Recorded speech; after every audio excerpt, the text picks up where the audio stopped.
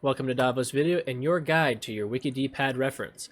Today we're going to be going over drag and drop. Let's get started.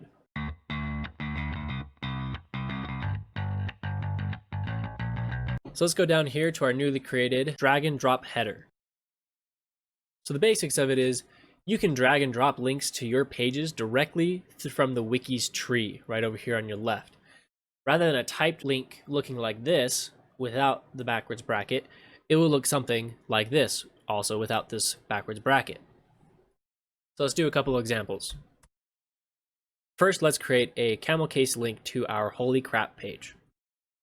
There, you see that it automatically hyperlinks it to our page. You can also create the page with brackets, left bracket. Let's go ahead and create a new page. We'll call this one The Great Escape, and we'll enclose that in brackets.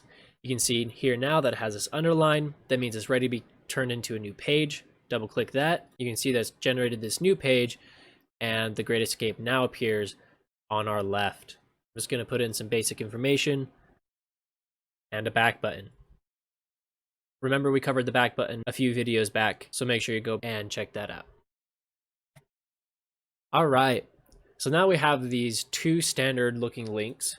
Let's go ahead and create some non-standard links.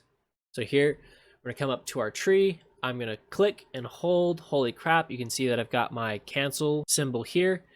I'm gonna pull it down into our WikidPad reference page and release. You can see here we got a bracket with our 2// holy crap here.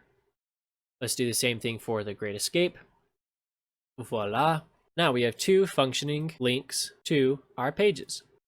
And when you look at these in preview mode, you can see that those 2// disappear as well as the brackets, and you are left only with the hyperlink.